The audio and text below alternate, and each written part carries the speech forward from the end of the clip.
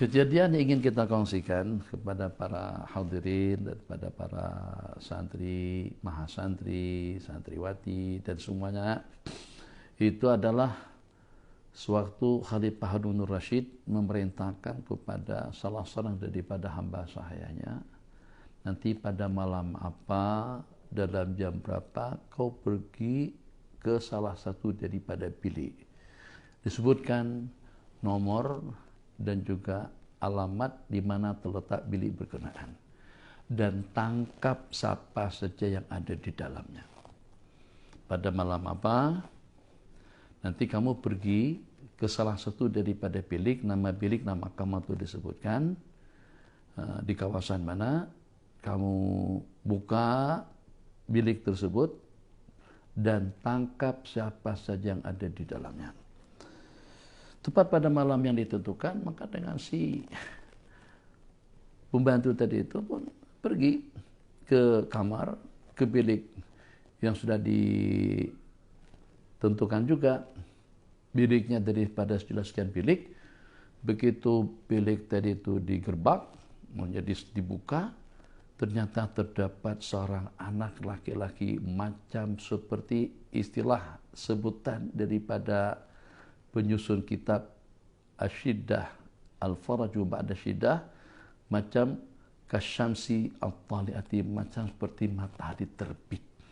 Terdapat anak cumil sungguh, seorang laki-laki yang berparas, tampan dan cantik. Jadi pada waktu itu si anak tadi mengatakan, ittaqillah, takutlah kamu kepada Allah Jalla Jalaluhu. Di mana dengan si petugas tadi itu, begitu pintu digerbak, langsung saja anak itu ditarik dengan kuat. Anak itu mengatakan, takutlah kamu kepada Allah, aku adalah cucu Rasulullah sallallahu alaihi wasallam. Nanti kalau kau bunuh aku, nanti kau bagaimana berjumpa dengan kakekku, dengan mukamu yang macam mana kau akan berjumpa dengan tuanku Sayyiduna Rasulullah sallallahu alaihi wasallam. Tanpa mempedulikan dengan ratapan rintihan daripada sang anak tadi itu, diseret kuat dan juga dilayan kasar, yang sehingga dengan anak tadi itu dibawa. Saya stop sekejap, tadi itu lupa saya menceritakan. Jadi pada malam apa, dengan bilik nomor berapa, di alamat mana, bawa yang ada di tempat itu ke suatu tempat di Gurun Sahara. Di sana sudah terdapat satu buah sumur, satu buah telaga, peringgi tersedia, satu buah sumur atau satu buah lubang galian yang sudah tersedia. Masukkan anak tersebut ke dalam lubang tersebut. Jadi setelah anak tadi itu ditarik keras, dilayan kasar dan tidak medulikan dengan ritihan, dengan tatapan dan juga dengan tangisannya, takutlah kamu kepada mana betul, Pak Long, mana boleh macam ni, lebih kurang dengan bahasa seperti itu. Jadi dengan si pembantu tadi itu yang dibantu dengan hajib. Jadi khadim, seorang pelayan, dibantu dengan hajib, dengan bodyguard. Bodyguard daripada Khalifah Harun Rasyid. Jadi dua orang tadi itu dengan tidak ada rasa kesian langsung saja membawa budak tersebut ke dalam galian yang ada di Gurun Sahara. Suasana gelap gulita. Jadi pada waktu anak tadi itu sudah merasa tidak ada harapan bakal akan selamat, pasti aku dan binasa, anak itu ucapkan satu kata-kata yang sangat indah sekali. Kata-kata itu seperti ini: kamu atas perbuatan yang tak kau lakukan, kamu atas perbuatan yang belum kau lakukan, itu lebih leluasa daripada untuk mengembalikan perbuatan yang sudah kau lakukan. Ada lebih kurang seperti itu, tapi tidak semakna. Seorang pemimpin salah dalam memaafkan lebih baik daripada salah dalam bertindak. Salah dalam memberikan kelonggaran, memberikan pengampunan kepada orang yang tersangka, kepada orang yang tertuduh, itu lebih baik daripada tersalah dalam melakukan hukuman kepada pelaku bertindak. Yang ini kamu dalam menahan perbuatan yang tak kau lakukan, itu lebih mudah daripada kau mengembalikan perbuatan yang sudah kau lakukan. Perbuatan sudah kita lakukan, kita tak boleh kembalikan. Kita nak tarik ibadah gimana?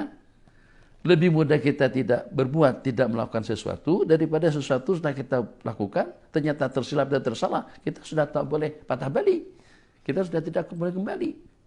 Begitu yang dilakukan. Maka karena itu, izinkan saya.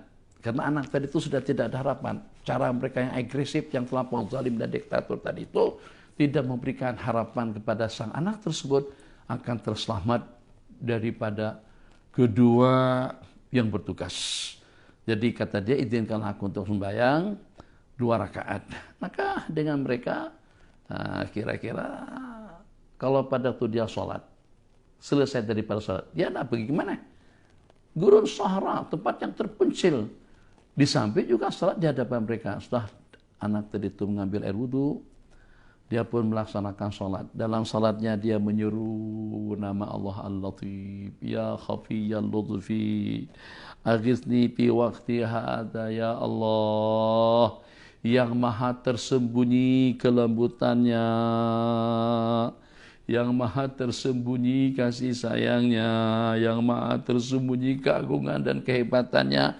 Ya Khafiyal Lutfi, dihafal ya. Ya Khafiyal Lutfi, aghithni fi waqti hadha wal tuf bi bilutfikal khafi.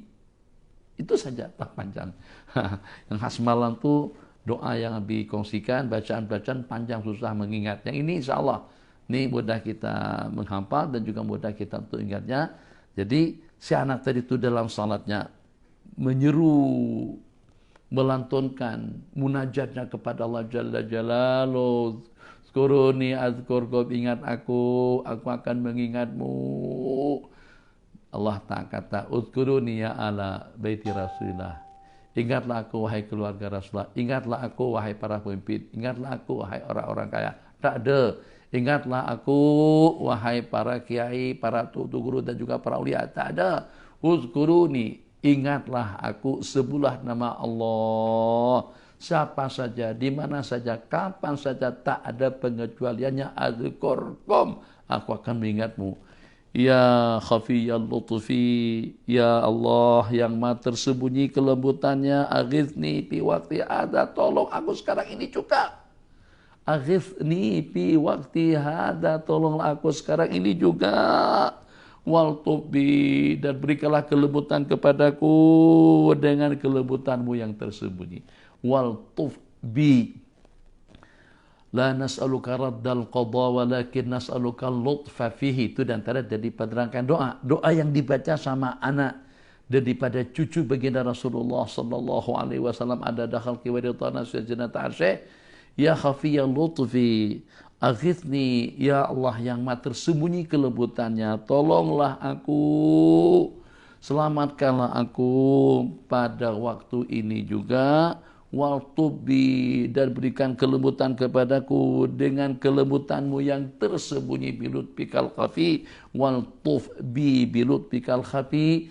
Belum habis mulutnya mengkumat-kamitkan doa dan lantunan, belum habis berdoa, datang angin begitu kencang dengan debunya, dengan tiupan angin yang begitu deras, dengan debu yang begitu bertaburan banyak, yang sehingga antara satu sama lain sudah saling tidak melihat-melihat, tidak saling lihat-melihat.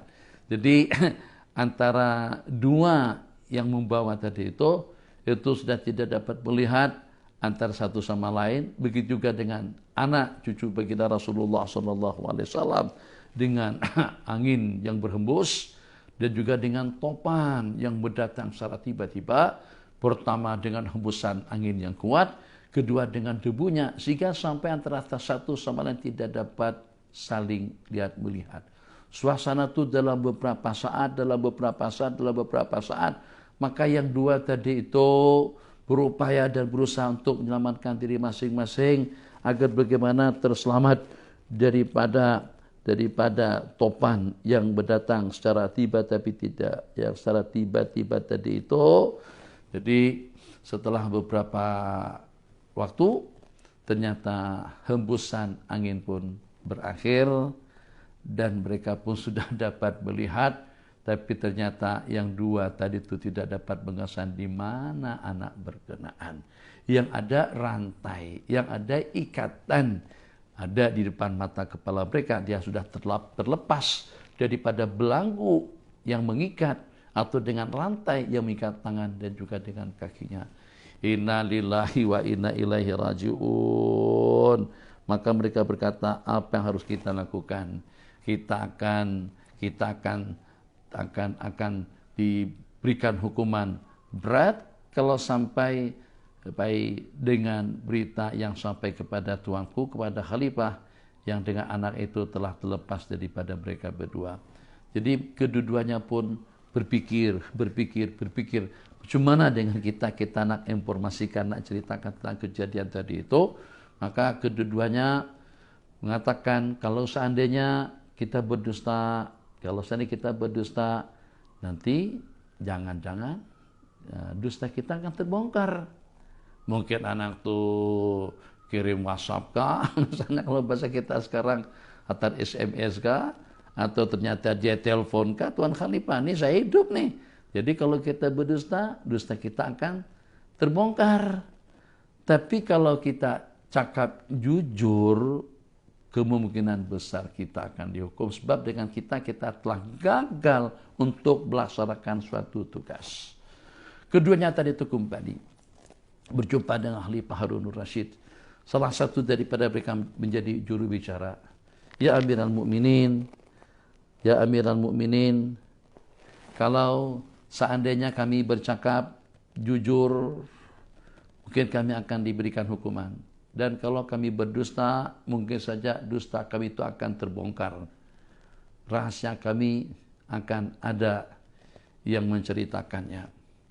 Jadi saya atau dengan kami bukan orang yang berani, bukan jenis orang yang berani berdusta di hadapan Tuan Khalifah.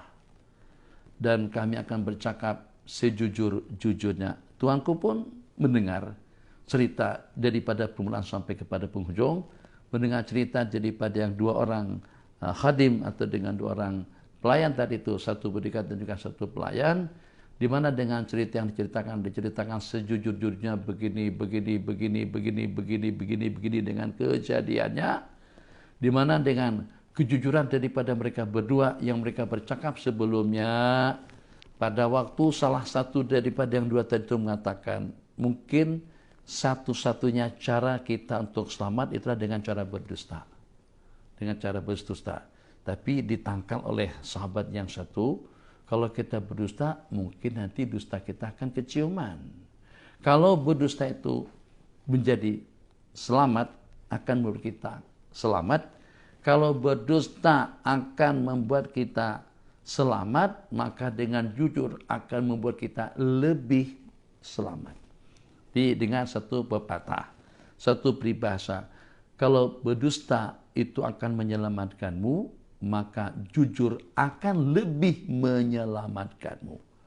Jadi setelah cerita diceritakan sejujur-jujurnya oleh mereka berdua tadi itu, maka komentar daripada Khalifah Harunur Rasyid kepada mereka berdua, wallahi laqad adrakahu wa laqad tadarakahu al-lutful khafi.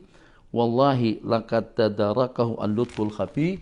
Demi Allah, dia telah dibelai, dia telah ditolong oleh al-lutful khafi, oleh kelembutan Allah yang tersembunyi. Demi Allah, dia maksudnya sang anak tadi itu, cucu baginda Rasulullah SAW tadi itu, tadarakahu al-lutful khafi, itu telah dibantu, telah ditolong, juga telah disusul oleh kelembutan sifat Allah yang lembut, sifat lembut Allah yang tersembunyi. Dikatakan Khalifah bersumpah, wallahi la aj'alanna fi muqaddimati du'ai, demi Allah, aku akan jadikan doa sang anak tadi itu pada permulaan lantunan tiap kali aku berdoa. Demi Allah, aku akan jadikan lantunan doa daripada anak tadi itu, ya khafiyan lut, aghithni bi waqti hadha wal tubbi bi lutfikal khafi, itu pada tiap permulaan aku berdoa meminta kepada Allah Jalla Jalaluhu, imdi li sya'nika waktu majara, pergilah kalian berdua, pergilah kamu dan sembunyikan apa yang berlaku. Kita sudah sampai kepada penghujung waktu kita dalam lantunan atau dalam bernama program riwayat dan hikayat kulim kuliah 15 menit kulim, bukan kuli katanya, kulim, mengulang lagi kulim, kuliah 15 menit. Mudah-mudahan ada manfaatnya, mudah-mudahan sedikit sebanyak memberikan suatu pencerahan dan juga yakin kita dengan Allah Jalla Jalaluh dalam keadaan getir, dalam keadaan sengsara, dalam keadaan tertindas, dalam keadaan dizalim, dalam keadaan teraniaya, maka jangan sampai kita dalam keadaan seperti itu lupakan Allah Jalla wa'ala. Uzkuruni azkurkum. Wassalamualaikum warahmatullahi wabarakatuh.